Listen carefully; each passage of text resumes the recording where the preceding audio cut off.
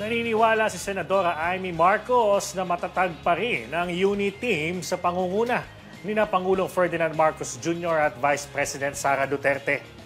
Ayon kay Senator Amy, patunay rito ang naging payag ni VP Sara na wala silang problema at issue ni PBBM. Kaya para sa Senadora, walang away ang principal members ng unit team pero marami ani ang asungot sa paligid ni Duterte at Marcos. Hinala nito, pinag-aaway ang unit team para sa sariling interes kahit malayo pa naman ang 2025 midterm elections at 2028 presidential elections. Yun ang problema. Marami siguro sa paligid, nag-iintriga, gusto na may away para may benepisyo sila. Hindi tama eh. Ang ganda na sana ng takbo natin. Wala tayong toxic politics. Nagsasamahan ng Norte, may solid South sa Davao.